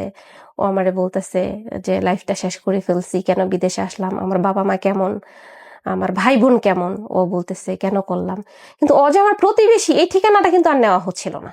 ওরা একটা মেডিসিন খাওয়াতো প্রতিদিন রাত্রে। আসলে এটা ভালো লাগতো না, খারাপও লাগতো না, কষ্টও হতো না, আনন্দ হতো না, মানে একটা ঘোরের মধ্যে ছিলাম। মানে আমি বুঝতে পারতাম না এই যে শারীরিক এত একটা ধকল যাচ্ছে, এতগুলি মানুষ আমার সাথে সম্পর্ক করতেছে, ক্লান্ত হওয়ার যে একটা বিষয় থাকে, ওটাও হতো না। মানে এই মেডিসিনটা খাওয়াতো? হ্যাঁ, প্রতিদিন রাতে খাওয়াতো, ক্লান্ত হওয়ার একটা বিষয় ছিল না। আবার বিউটিশিয়ান আসতো এখানে, আইসা মেকআপ করে দিয়ে যাইতো, তারপরে হচ্ছে গিয়া চুলগুলি সুন্দর করে দিয়ে যেত, খুব সিম্পল ভাবে রাখতো, কিন্তু এগুলি করে দিয়ে যাইতো এসে। আমি তো নতুন ছিলাম, আমি আগে কখনো সাজগোজ করি নাই, শুধু এটা আমাকেই করতো, ওরা নিজেরাই করতো ওই মেয়েগুলি। এভাবে চলে যায় 1 মাস, এভাবে চলে যায় 1 মাস। 1 মাস পরে হচ্ছে গিয়া 29 দিন যেদিন বা 30 দিন, হ্যাঁ 29 দিন মেবি, সেদিন হচ্ছে গিয়া ওখানে পুলিশ র্যাপ করার পরে, যদিও ওরা আমাকে বের করার জন্য চেষ্টা করছিল, ওখানে আবার প্রত্যেকটা রুমে হচ্ছে নিচে দিয়েও পালানোর সিস্টেম থাকে, উপর দিয়েও থাকে, মানে সিস্টেম থাকে। এত দ্রুত পুলিশ এসে পড়ছে, ওরা কিন্তু আমাদেরকে এটা শিখাই দিছে কিভাবে লিফট দ্রুত নামতে হবে, সিঁড়ি দিয়ে নামবো, কিভাবে নামতে হবে, কি করতে হবে। আমি পুরোটা সময় বসেই ছিলাম। অনেকটি মেয়ে পালিয়ে গেছে, কিছু মেয়ে আবার ধরাও পেরেছে, তাদের মধ্যে আমি ছিলাম একজন। তারপর ওখান থেকে থানায় নিয়ে যাওয়ার পর অনেকগুলি প্রসেসিং করে, মামলা করে, থানায় নেওয়ার পরে আমার নামে মামলা করার পরে ওরা বেবি আছে কিনা, ওরা তো জানে যে এটা অবৈধ জায়গা, বেবি আছে কিনা সেটা টেস্ট করে দেখে, জানা শারীরিক ফিট আছে কিনা দেশে যাওয়ার জন্য, ওটা টেস্ট করে। এগুলি করতে করতে তখন কিন্তু রোজা, এর মধ্যে আমি দুবাইতে গিয়েছি 5 মাস চলতেছে। আর থানার ভিতরে বিভিন্ন টেস্ট করার পরে আমাকে মেবি 23 রোজায় বা 22 রোজায় ধরি, আমাকে টিকিট করে বাংলাদেশে পাঠানো হয়। এখানে আবার টিকিটের টাকাটা দিয়ে যায় আলামিন, এবং কিছু কসমেটিক। আপনার জেল জরিমানা কিছু হয় না দুবাই? কেন হয় না? আপনি তো অবৈধভাবে ওখানে না, আছেন। ওখানে এরকম হয় না। যদি কারো, হ্যাঁ এটা বলি মানুষ জানার স্বার্থে, সেটা হচ্ছে যদি কেউ কনসেপ্ট করে ফেলে, তাহলে 5 বছর বাধ্যতামূলক ওখানে ওদেরকে থাকতে হবে। এই লাইনে গিয়ে কনসেপ্ট করলো 5 বছর থাকতে হবে? হ্যাঁ, থাকতে হবে। এই বেবিটা ওই দেশে সরকারের হয়ে যাবে, ওই বেবিটাকে রেখে 5 বছর পরে মাকে ফেরত আসতে হবে, এটা যে দেশি মাই হোক না কেন। অ্যাবর্শন করে না। না, এই বেবি যদি বৈধও থাকে, বাবার যদি পরিচয় থাকে, তারপরও এই বেবিকে রেখে আসতে হবে। ও বেবি ওদেরকে দিয়ে চলে আসতে হ্যাঁ, হবে। দিয়ে চলে আসতে হবে। এগুলি ওখানে থেকে থেকে আর কি বুঝতে পারলাম। 16-17 দিনে আমি ছিলাম ওখানে। আমি পুলিশ আপনাকে কি বলেছে যে তুমি কোথা থেকে আসলা, কিভাবে কি করলা, কিছু জিজ্ঞেস করে নাই? তার ওরা মানে পুলিশের কাছে এগুলো পান্তা ভাত, এগুলো পুলিশ জানে যে পুলিশে হ্যাঁ জানে, ওরা এটা জানে। ওরা বলতেছে তোরা তো খুব খারাপ, তোরা তো আবার আসবি, এখন যাবি 1 মাসের ভিতরে তোরা আবার আসবি। ওরা আমাদেরকে বললো কিভাবে আসবে এটা আমি পরে আসতেছি, হুম তোরা তো 1 মাসের ভিতরে আবার আসবি। খুবই বাজে ভাবে আর কি, আরবি ভাষায়। ওরা আবার হিন্দিও পারে। তারপর দেশে আসলাম। দেশে আসার পরে চাকরিতে গেলাম। চাকরিতে ঢোকার পরে, দেশে আসার পর তো মানসিক যে নির্যাতনটা ওটা বেড়ে গেল। দেশে চলে আসলাম তারপরে? হ্যাঁ হ্যাঁ, দেশে চলে আসলাম। ওই যে সুদের যে টাকা নিয়েছিলাম ওটা তো আর পরিশোধ হয় নাই। তারপর আমি ভাবলাম কতদিন বসে থাকবো, অভাবটা তো আর শেষ হয়নি, বাবার বাড়ির অভাবটা তো আর শেষ হয়নি। একটা চাকরিতে গেলাম, ওখানে দেখলাম সুপারভাইজার যারা থাকে আর কি, ওরা পেন্সিল দিয়ে কিংবা কলম দিয়ে কখনো হাতে এই ব্যাটটা চিকলি করছিল। সুপারভাইজার মানে গার্মেন্টসে? গার্মেন্টসে না, আমি একটা বিস্কিট ফ্যাক্টরিতে জব নিই। তখন হচ্ছে আমি এখান থেকে চাকরি ছেড়ে দিই হচ্ছে ইন্ডিয়ান একটা মহিলার রান্নার কাজ নেই। রান্নাটা 3 বেলা গিয়ে করতে হবে, ওরা আমাকে মাসে 4,000 টাকা দিবে, আর হচ্ছে 3 বেলা খাবার দিবে। হুম ইন্ডিয়ান খাবার খেতে পারছিলাম না, তারপরও খাচ্ছিলাম। ওখানে যখন যাচ্ছিলাম, বিশেষ করে রাতের রান্নাটা যখন করতে যাচ্ছিলাম, আমি আমার মামার বাড়িতে থাকতাম তখন। রাতে রান্না করতে যাচ্ছিলাম, আমার মামার বাড়ি একটু শহরের সাইডে, আমাদের মেন কালীগঞ্জ টাউন। যখন যাচ্ছিলাম তখন দেখি ছেলেরা পিছনে পিছনে যাচ্ছিল, বাজে প্রস্তাব দিচ্ছিল, হুম কি দরকার এত পরিশ্রম করে 3 বেলা যাওয়া আসার। ওই যে বকাটে যারা আছে, বকাটের ছেলেরা, আমাদের সাথে সময় কাটালে এক রাতেই তো 4,000 টাকা দিয়ে দিব, তার থেকে বেশি দিব, মানে এরকম বলতো। হুম এরকম বলতো। তখন এক পর্যায়ে আসলে মনে হলো যে না, দেশে আর থাকবো না, বিদেশে আবার চলে যাব। খুব দ্রুত প্রসেসিংলি হয়ে গেল। আমি সৌদি আরবে গেলাম। সৌদি আরবে যাওয়ার পরে আমার বাবার বাড়িতে, আমার ওই যে ঘর ছিল না, আমার হ্যাঁ বাবার বাড়িতে একদম ফাউন্ডেশন দিয়ে একটা ঘর করে ফেলছি। ওকে। 3টা আর্থিক রুম। অবস্থার পরিবর্তন হয়েছে, ইটস আ হ্যাঁ গুড হ্যাঁ নিউজ। এবং উনি সৌদি আরবে মোটামুটি ভালো একটা কাজ পেয়েছেন। হ্যাঁ, খুব ভালো একজন বৃদ্ধ মানুষের সেবা যত্ন করছি আর কি। ওকে কোনো না কোনো ভাবে আমার আরেকটা লোকের সাথে আমার পরিচয় হয় রং নাম্বারে। আচ্ছা রং নাম্বারে পরিচয় হয়। পরিচয় হওয়ার পরে হচ্ছে গিয়া এই ভদ্রলোকের সাথে যখন পরিচয় হয়, তখন ওনার সাথে আমি কথা বলতে বলতে আসলে এই যে কাহিনীটা আসলে বলা হয় যে আমার 2টা বাচ্চা আছে, আমার বিয়ে হয়েছে। তো উনি আসলে স্নেহ প্রীতি দেখাতো মাঝে মাঝে। উনি খুব বেশি কথা বলতেন না, একদম কম কথা বলতেন। ডাকনামটা আমি বলছি, হুম আমি ওনার রিয়েল নামটাকে হাইড করছি। ওনার ডাকনাম হচ্ছে আকাশ। তো আমি ওনাকে বললাম যে আপনি কি আমাকে বিয়ে করবেন? আমি প্রস্তাবটা দিয়েছি। তখন কি আপনার ওনার সঙ্গে বয়ফ্রেন্ড গার্লফ্রেন্ড সম্পর্ক? না না না, কিছু না, ডিরেক্টলি বলছেন? হ্যাঁ ডিরেক্টলি। ওই যে মাঝে মাঝে ফোনে ওনার কথা সম্পর্কে আপনি হতো। জানতেন যে উনি না, কোথায় থাকে, কি করে? কিছুই জানেন মানে না? কোথায় থাকে এটা জানি, উনি সৌদি আরবে থাকে। বাট ওনার ম্যারিটাল স্ট্যাটাস কি, কি অবস্থা, বিয়ে শাদী করছে কিনা, এগুলো কিছু জানতেন না? না না, না জেনে ডিরেক্টলি বলছেন? হ্যাঁ আমি ডিরেক্টলি বলছি। সম্পর্কটা কেমন ছিল যে একজন মানুষকে ডিরেক্টলি বলা যায় বিয়ে করবেন কিনা? এই যে বলতেছি, তো হ্যাঁ আমি ওই যে ওনাকে ভালো লাগতো, উনি একদম চুপচাপ ছিল, কখনো তেমন কোনো কথা বলেনি, চঞ্চল যে ব্যাপারটা ওটা ছিল না, আমি ছিলাম। উনি হাসি দিছে, একদম হাসি। উনি হেসে বলতেছে যে আপনি কি পাগল হয়েছেন? না, উনি আমাকে তুমি বলতো যে তুমি কি পাগল হইছো? তো আমি বললাম কেন? এই পরে বলতেছে এটা কখনো হয় না, সমাজ এটা মেনে নেয় না, আর আমার পরিবার কখনোই মেনে নেবে না, আমার সমাজ এটা মেনে নেয় না। মূলত আমিই মেনে নিব না, ওইটা বলছে, আমিই মেনে নিব না। তখন আমি বললাম আমাকে আসলে সামাজিক স্বীকৃতি দিতে হবে না, আপনি আমাকে বিয়েটা করে রাখেন। আমি আবার দেশে যাওয়ার পরে কি হয়েছে, অনেক মানুষ আমাকে বাজে প্রস্তাব দিচ্ছিল, এই বিদেশে যাওয়ার কি দরকার, দেশেই থাকুক, আমরা টাকা দিব, বিনিময়ে আমাদেরকে সময় দিবে, এগুলি আমাকে শুনতে হচ্ছিল। আমার কথা হচ্ছে আমি যদি বিয়েটা করে ফেলি, সমাজের মধ্যে যখন মানুষ জানবে আমার বর আছে, আমার হাজবেন্ড আছে, তখন হয়তো বা এগুলি আমাকে ফেস করতে হবে না। Social security. হ্যাঁ, এগুলি আমাকে ফেস করতে হবে না। একটা সমাজে, আমাদের এই সমাজে মোটা দাগে একটা নারীর সামাজিক এবং পারিবারিক স্বীকৃতির জায়গা বা রাষ্ট্রীয় স্বীকৃতির জায়গা ধরেই নেওয়া হয় যে তার বিয়ে হয়েছে কি হয় নাই। অর্থাৎ বিয়ে হওয়া মানে হচ্ছে সে নিরাপদে আছে, বিয়ে হওয়া না মানে সে নিরাপদে নাই। কি ভয়ানক চরিত্র, কি ভয়ানক চরিত্র, আপনি চিন্তা করতে পারেন। ডেফিনেটলি ম্যারেজ একটা বিগ ইনস্টিটিউশন, ওই জায়গায় রেসপেক্ট রেখেই বলতে চাই, কোনো কোনো মানুষের বিয়ে নাও হতে পারে, তার পূর্ণ মর্যাদা নিয়ে পরিবারে সমাজে থাকার অধিকার আছে। এটা যেমন রাষ্ট্রীয়ভাবে আছে তেমন ধর্মীয়ভাবেও আছে। কিন্তু আমরা সমাজটাকে, সমাজের দৃষ্টিভঙ্গিটাকে কতটা ভয়ঙ্কর বানিয়ে ফেলেছি যে এগুলো আজকাল আমাদের খুব বেশি পুরনো গল্প না কিন্তু। এক পর্যায়ে মেন্টালি ব্ল্যাকমেল যেটা সেটা করছিলাম যে না প্লিজ আপনি আমাকে বিয়ে করেন, আমি আসলে আপনার কাছে আপনার বাড়িতে কখনো যাব না, আমি বরণ পোষণও চাইবো না, আপনি বিয়ে করে রাখেন, আমাকে সামাজিক উনিও সৌদি একটা আরবে মর্যাদা। ছিল? হ্যাঁ, দেখা সাক্ষাৎ হয়েছে না, না। ততদিনও দেখা সাক্ষাৎ হয় নাই, তো আপনি ওনাকে কেন বিয়ে করতে বলবেন তাহলে? চেনেন না জানেন না, একই তো না, কাহিনী। অনেকদিন হয়েছে তো পরিচিত, প্রায় 1 বছর। তাতে কি আমি কথা ওনাকে বলছেন, চিনি। বাট আপনি জানেন না তো তার সম্পর্কে, না, না, তাহলে কেন প্রায় 1 বলবেন? বছর ওনার সাথে আমার ইমোশনালি ফল ইন করছেন। আচ্ছা যাই হোক, হ্যাঁ, হ্যাঁ হ্যাঁ, বলেন তারপর। ইমোশনালি এখন আমার ভিতরে কি ওনার সাথে ওনার প্রতি দুর্বলতা ছিল কিনা আমি জানি না। না থাকলে বলবেন কেন একটা ছেলেকে হ্যাঁ, বিয়ে আমি করতে? জানি না। ডেফিনেটলি ছিল। হ্যাঁ, আমি জানি না। কিন্তু উনি বলল ওনার পরিবারে ওনারা 8 ভাই বোন। আচ্ছা 8 ভাই বোন, ওনার বাবা-মা 2 জন বেঁচে আছে। উনি হচ্ছে গিয়া ভাই বোনের মধ্যে 4 নাম্বার। বিয়ে শাদী করছে? আম বলতেছি তো 4 নাম্বার উনি বিয়ে করেছে। আচ্ছা, উনি বিয়ে করেছে ফোনে। উম, তার মানে বাংলাদেশে ওনার বউ আছে, বাংলাদেশে বউ বলছে। বাচ্চা সবই আছে। না, না, বাচ্চা না, ওদের সংসার হয়নি। ফোনে বিয়ে করেছে, ফোনেই আবার ডিভোর্স। ফোনে বিয়ে করে ফোনেই ডিভোর্স হয়ে ফোনেই গেছে। হয়তো পুরুষ মানুষ নারীর প্রতি কোথাও দুর্বল, সেই জায়গা থেকে সে আমাকে বলে বারবার ভাবো, ভেবেচিন্তে দেখো তুমি কি করবা। হতে পারে এটা তোমার জীবনের সবথেকে বড় ভুল সিদ্ধান্ত। তো আমি কিন্তু ইতিপূর্বে শুধুমাত্র ওই দুবাইয়ের ঘটনাটা ছাড়া সবকিছু কিন্তু ওনার কাছে শেয়ার করা হয়ে যায়। সবকিছু আমি বলি আস্তে আস্তে, ডে বাই ডে, অল্প অল্প করে বলা হয়। উনি আমাকে সময় দিত কিন্তু কথা বলতো না, চুপচাপ থাকতো। তখন ওই যে চুপচাপ থাকাটা না আমার কোথাও একটা হয়তো বা হৃদয়কে স্পর্শ করছে। মনে হতো যে না, মানুষটা হয়তো বা ভালো, নারীর প্রতি অতটা দুর্বল না।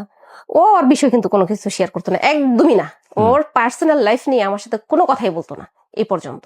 বুদ্ধিমান। হ্যাঁ, একদম বলে নাই, তবে আমি বলতাম। রাজি হয়, রাজি হয়ে উনি আসে। আসার পরে 25 তারিখ ছিল, 25শে জানুয়ারি 2020। বিয়ে করেন আপনারা? হ্যাঁ, ফেব্রুয়ারি 2 তারিখ বিয়ে হলো 2020। আর 3 তারিখে চলে গেলাম। আমি চলে গেলাম চলে গেলাম বলতে? সৌদি আরবে চলে গেলাম। আমি তো ছুটিতে আসছি। ও বাংলাদেশে বিয়ে করছেন আপনারা? হ্যাঁ, হ্যাঁ, ও কি বাড়িতে আসছিল না হ্যাঁ। কাজীতে গিয়ে আপনার বাড়িতে এসে বিয়ে করেছে? হ্যাঁ, না, না, কাজী অফিসে, কাজী বাড়িতে আসেনি। আচ্ছা, হ্যাঁ, এই বিয়েটা জানে আপনার পরিবার? জানে? আমার ভাবি জানে। শুধু ভাবি জানে? আমার ভাবি আজ জানে। পর্যন্ত ভাবি জানে না, শুধুমাত্র? না, এখন সবাই জানে। এখন 4 বছরে আমি একদম সংক্ষিপ্ত করে ফেলছি, যেহেতু আপনি বর্তমান সংসারে আছেন, আমি এত বিস্তারিত যেতে যাচ্ছি না। উনি আপনার হাজবেন্ড তো এখনো? হ্যাঁ। ওকে, আপনি ভালো আছেন? না, এই গল্পটাই তো এইখানে। বিয়ের পরে আপনি না, দুবাই না, গল্পটা তখনও বলেন না, না না, আমাকে? তখনও বলি নাই। উনি দেখি যে আমাকে সময় দিচ্ছে না, অন্য কোথাও কিন্তু বিজি আপনি এটা আছে। গোপন করেছেন কেন তার কাছে? এটাই তো আমার একটা ভুল, আরো একটা ভুল জি, গোপন করেছি। হ্যাঁ, আপনার এখন পর্যন্ত আমি কোনো ভুল পাইনি, কিন্তু এই গোপন করাটা একটা ভুল সিদ্ধান্ত ছিল। হ্যাঁ, এটা আমার শুধু ভুল না, এটা আমার জীবনের সবথেকে বড় ভুল। আজ সেই ভুলেরই মাসুল দিচ্ছি। তো যখন আমার হাজবেন্ড দেখি যে আমাকে সময় দিচ্ছে না, কিন্তু সে আসতেছে। দেখি যে আমাকে সময় দিচ্ছে না, কিন্তু সে আসতেছে। যখনই সময় পাচ্ছে সে আসতেছে। আমি যখনই বলতেছি যে তুমি আসো, আসতেছে। সবকিছুই ভালো পাচ্ছি। একটা জিনিস আমি না ফলো করছিলাম, ওই যে আমার যে আগের হাজবেন্ড, প্রথম হাজবেন্ড, উনি যেমন কখনো আমাকে ভালোবেসে কোনো উপহার দেয়নি, একটা জামাও দেয়নি, কিন্তু ওনার সাথে যে আমি 3 বছর ধরে আছি, উনি কখনো এটা করছে না। উনিও কখনো দেখিনি যে আমার জন্য একটা চকলেট নিয়ে আসতে। জিজ্ঞেস করবে যে তোমার কিছু লাগবে, তোমার জন্য কি নিয়ে আসবো। কিন্তু আমি বুঝতে পারছিলাম যে ওর হয়তো আমাকে আর ভালো লাগে না। ওর হয়তো আমাকে আর ভালো লাগে না। তারপরে হচ্ছে গিয়া এক পর্যায়ে আমি ওনাকে জিজ্ঞেস করি যে কি সমস্যা। পরে উনি বলে যে না, কোনো সমস্যা নেই, আমি কাজের জন্য ব্যস্ত। এখনো কি তুমি নতুন নাকি, আগের মতো তোমাকে টাইম দিতে হবে নাকি, এখন তো তুমি পুরনো হয়ে গেছো, তোমার সাথে আমার যাচ্ছে না, তোমার সাথে আমার যাচ্ছে না। কেন যাচ্ছে না, কি সমস্যা? বলতেছে উনি আমার যে শারীরিক গঠনগুলি নিয়ে বাজেভাবে কথা বলছিল। এটা বারবার, একবার না, বারবার বুঝাচ্ছিল, ফোনেও বলতেছিল, এটা আইসেও বলতেছিল, যেটা আমার কাছে আসলে খুবই দুঃখজনক একটা বিষয় ছিল। ফোনেও বলতেছে, আইসেও বলতেছে। তাহলে কি আমার এটা মনে হতে শুরু করলো, তাহলে কি আমি সত্যিই পারফেক্ট না, যেহেতু আমার একটা অতীত আছে, আমি তোরে বলতে পারছিলাম না। ওকে। হ্যাঁ, আমার একটা অতীত আছে। ওনার সাথে আমার এই বিষয় নিয়ে কথা হলো, আর উনি সন্দেহ করছিল আমার হয়তো বর্তমান কারোর সাথে রিলেশন আছে। আচ্ছা, উনি এই যে মূলত এখান থেকে সমস্যা শুরু হয়, উনি এটাই মনে করছিল। এটা মনে করে এখন আমি হয়তো ওয়াশরুমে, আমার ফোন রিসিভ করতে দেরি হয়েছে, উনি হয়তো ভাবছে যে আমি কারোর সাথে লাইনে আছি, ওই লাইন কেটে দিয়ে না আমি ওর ফোন রিসিভ করব। আমি কোনো একটা কাজে আছি, আমি ফোনটার সাথে সাথে রিসিভ করতে পারি নাই। এখন উনি বলতেছে তুমি তো আগে সাথে সাথে ফোন রিসিভ করতে, এখন কি করছো? মানে মূলত উনি ধরে নিয়েছে আমি একটা পরকীয়া করছি। আদৌ আমার কাছে এরকম কিছুই ছিল না। তখন আমার মনে হলো যা হবে হবেই, ওকে আমি সবটা জানিয়ে দেই। যদি সে আমার সাথে সংসার করে করবে, যদি না করে করবে না। তখন এটা হচ্ছে গিয়া 2023, হ্যাঁ 2023 মার্চের 17 তারিখে আমি এটা ওকে বলি। রাত আমি ওনাকে বলি যে এরকম এরকম আমার সাথে এরকম একটা দুর্ঘটনা ঘটে গেছে, যদি পারো আমাকে মাফ করে দিও। আমি আসলে ওকে বিয়ে করার উদ্দেশ্যটা বলা ভালো, মানে ওর সাথে সংসার করার উদ্দেশ্য আমার ছিল না, কারণ ও তো বলছেই ও আমার সাথে সংসার করতে পারবে না। মানে আমাকে সংসার করবে কি, আমার বাবার বাড়িতে আমি থাকবো, ওর বছরে 6 মাসে পারলে আমার বাবার বাড়িতে আসবে, আমি ওর বাড়িতে যেতে পারবো না। ওই যে আমি বলছিলাম মেন্টালি প্রেশার দিয়েছি, উনি তো আমাকে বলছে যে আমাকে ওনার পরিবার মেনে নেবে না, ওকে, উনি তো আমাকে বলছে। তো এরকম একটা ও উদ্দেশ্য পরিবার ছিল। জানে না যে আপনাকে বিয়ে করেছে? হ্যাঁ জানে। কিন্তু তারপরে না পরিবার না জায়গা দিবে না না? না, এই পরে এটা বলা ভালো, ওই যে ও আসে যখন আমার কাছে আসে, কাছে আসার পরে হয়তো বা আমাকে ওর ভালো লেগে গেছে, আস্তে আস্তে সেই বিষয়টা সবাইকে জানাইতে শুরু করে। ফাইন, কিন্তু এরপরে আসে পরিবার মেনে নেয়নি আপনাকে? নিয়েছে। পরিবার মেনেও হ্যাঁ নিয়েছে, মেনে নিয়েছে। কিন্তু এখন সমস্যাটা শুধুমাত্র আপনার আর ওর মধ্যে হয়ে আমার গেছে। মধ্যে তখন রয়েছে। আপনি দুবাইয়ের ঘটনা তাকে বলেছেন, হ্যাঁ তারপরেও কি করেছে? তখন সামহাও আপনাকে সন্দেহ করছে, সেটার পিছনে সে অন্য কোনো রিজন খুঁজে পেয়েছে। কিন্তু আপনি যখন এটা বলেন, কিন্তু এটাও তো কোনো কারণ না বর্তমান, কারণ 3 বছর তো সে ভালো ছিল।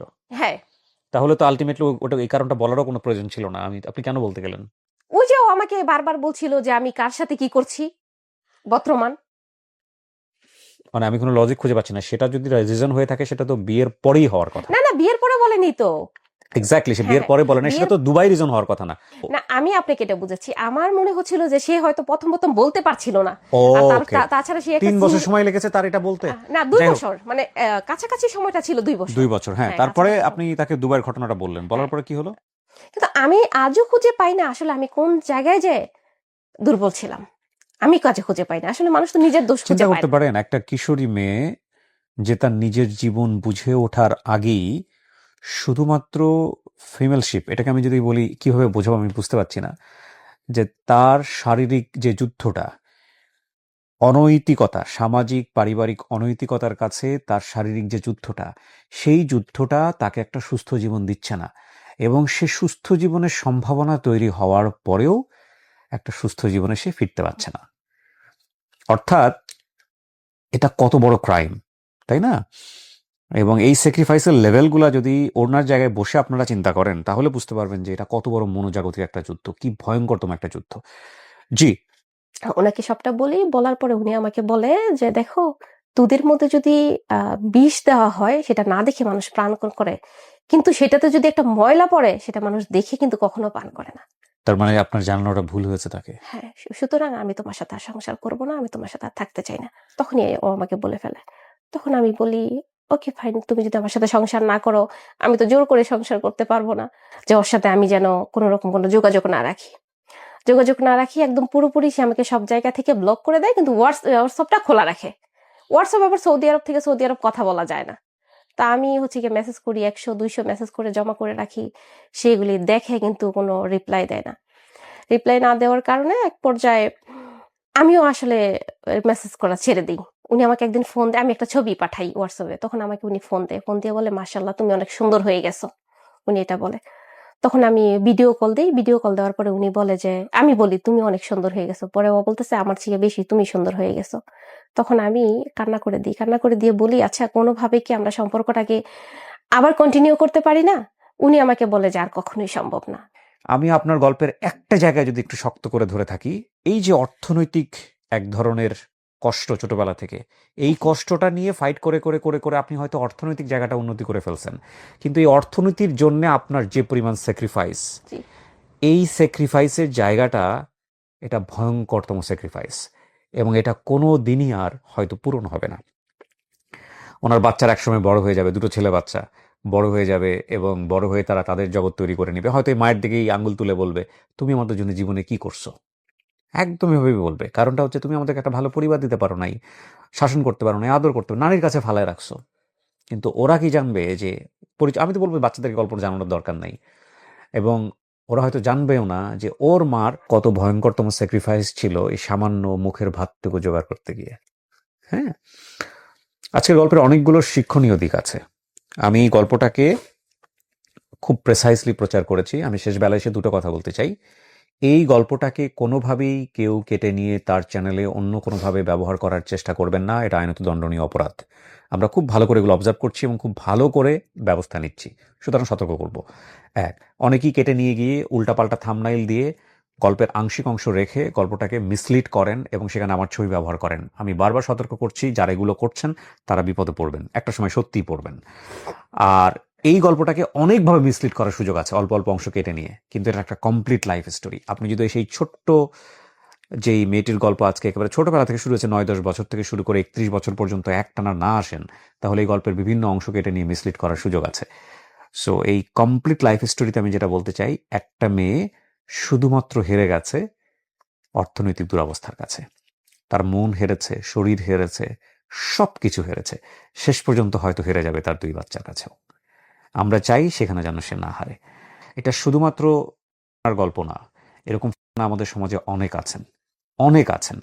তবে এই গল্পের একটা শিক্ষণীয় বিষয় যদি নিতে হয়, তাহলে আমি বলবো আপনার সন্তানকে বিয়ে দেওয়ার আগে বিয়েটা কেন প্রয়োজনীয় এবং স্বামী স্ত্রীর সম্পর্কটা কি, সেটার প্রপার নলেজ না দিয়ে এরকম স্টেপ নিয়েন না। আমাদের সোসাইটিতে বা আমাদের রাষ্ট্রীয়ভাবে একটা বয়সের একটা সীমা ধরা আছে যে এত বছর আগে বিয়ে দেওয়া যাবে না, বাল্যবিবাহ দেওয়া যাবে না। আজকের যুগটা হয়তো অনেক বেশি অ্যাডভান্স, যে কারণে হয়তো অনেক মানুষ আগে থেকেই বুঝে যায়। কিন্তু আমাদের সোসাইটিতে এমন পশ্চাৎপদ মানুষ আছেন যাদের, যেই সব সোসাইটিতে এগুলো নিয়ে কথাই হয় না, এগুলোকে ট্যাবু মনে করা হয়, এগুলোকে ভয়ঙ্কর রকমভাবে অন্যায় মনে করা হয় এগুলো। কিন্তু এই অন্যায় মনে করা, এই ট্যাবু মনে করা আমাদের জীবনটা কতটা দুঃসহ করে দিয়েছে এটা একটু চিন্তা করে দেখুন। সো ও হয়তো প্রথম স্বামীর ঘরেই অনেক ভালো থাকতে পারতো এই বিষয়টা নিয়ে যদি সে প্রপারলি জানতো, অথবা বিয়েটা হয়তো বা সে নাও করতে পারতো। সুতরাং প্রপারলি জানাটা প্রয়োজন। ফিজিক্যাল অ্যাবিউজ একটা মানুষকে কতটা ভয়ঙ্কর জীবনের দিকে নিতে পারে, সেই গল্পটা হচ্ছে আজকের গল্প। এখন পর্যন্ত পুরো জীবনের কাছেই হেরে গেছে, 31 বছরের পুরো জীবনের কাছেই হেরে গেছে আমাদের এই সমাজের কারণে, পারিবারিক ব্যবস্থার কারণে এবং এই কুসংস্কারের কারণে। কোনো ধর্ম এটা সাপোর্ট করে না, রাষ্ট্রীয় ব্যবস্থা এটা সাপোর্ট করে না। যদি ওর প্রপার নলেজ থাকতো, ওর পরিবারের প্রপার নলেজ থাকতো, তাহলে ওর জীবনটা আজকে অন্য জায়গায় দাঁড়িয়ে থাকতে পারতো। তবে আমরা নিরাশ হব না, ডেফিনেটলি আমরা চাইবো যে জীবনটা সুন্দর হোক। এবং যারা এই গল্পটা শুনলেন, আমি জানি অনেকে এই গল্প থেকে অনেক কিছুই নিবেন না, অনেকে এসে ওলটপালট মন্তব্য করবেন নিচে, এই ধরনের গল্প কেন প্রচার করতে হবে, কোনো প্রয়োজন নেই। তাদের জন্য আমার কোনো কিছু বলার নাই। আমার শুধু বলার সেই সব মানুষদের জন্য যারা তাদের পরিবারের সন্তানকে অনেক বেশি ভালোবাসেন, যারা নিশ্চিতভাবেই চান যে তার সন্তানটা অন্যের ঘরে গিয়ে সুখে থাকুক। তাদের জন্য আমি বলবো যে আপনার সন্তান আপনার কলিজার টুকরা, তাকে কোনোভাবেই অপ্রাপ্তবয়স্ক অবস্থায় বিয়ে দিবেন না, 1। আর 2 নম্বর হচ্ছে যেটা, যে বিয়ের নলেজ না থাকলে তাকে দয়া করে এই পিচাসময় একটা জীবন এটা উপহার দেবেন না। অনেক অনেক ধন্যবাদ আপনার ব্যস্ত সময়ের কিছুটা সময় আমাদেরকে দেওয়ার জন্য। দর্শকদেরকে আমি শুধু এটাই বলবো, প্রত্যেকটা ভাই যেন তার বোনের প্রতি যত্নবান হয়, প্রত্যেকটা বাবা যেন তার মেয়ের প্রতি যত্নবান হয়। কারণ ভাই যদি বোনের প্রতি যত্নবান হয়, সে বোনের জীবন কখনো নষ্ট হতে পারে না। আমার ভাই কখনো আমাকে জানতেই চাইলো না কি হয়েছে, কেন হলো, কেন আমি যাব না। সবসময় আমার ভাই শুধু আমাকে মারতো আর বলতো যাইতে হবে। গরিব কখনো দ্বিতীয় সংসার করে না, গরিবকে এক সংসারে অন্যায় অত্যাচার মেনে নিয়ে থাকতে হয়। আমার বাবা আজও কখনো জানতে চায়নি আমি কেমন আছি। আমার মা, আমার ভাই বোন কখনো জানতে চায়নি আমি কেমন আছি আজ পর্যন্ত। এটা হচ্ছে গিয়ে, এই যে আমি পুরোটা গল্পে স্ট্রংলি বলছি, আমি কোথাও কাঁদি নাই, কারণ আমি কাঁদতে কাঁদতে পাথর। এখন আমার কান্না আসতেছে কারণ আমার বাবা মায়ের প্রসঙ্গ আসতে। কোনোদিন ওরা জানতে চায়নি যে আমি কেমন আছি। আজও না, আজও আমি ঘুমাইতে পারি না। এই মানসিক যন্ত্রণা আমাকে কুড়ে কুড়ে খাচ্ছে। ধীরে ধীরে আমি একটা মানসিক ভারসাম্য রোগী হয়ে যাচ্ছি। তাই দর্শকদেরকে বলবো, ভাইয়েরা আপনারা আপনার বোনদের প্রতি যত্নবান হন, বাবাদেরকে বলবো আপনারা আপনাদের মেয়ের প্রতি যত্নবান হন, আর স্বামীদেরকে বলবো স্ত্রীকে ভালোবাসুন, সময় দিন, যত্ন নিন, তাহলে দেখবেন সবকিছু সুন্দর। আজ আমি এত ভালোবেসে আমি হেরে গেছি শুধু আমার একটা ভুলের কারণে। ভুল বলবো না, অতীতের কারণে, হ্যাঁ, যে আমার অতীতের একটা প্রতি অতীতের ওনার কোনো কারণে। হাতে ছিল না। শেষ করছি প্রিয় দর্শক এবং শ্রোতা, আপনারা সবাই ভালো থাকুন, সবাইকে নিয়ে ভালো থাকুন। আসসালামু আলাইকুম।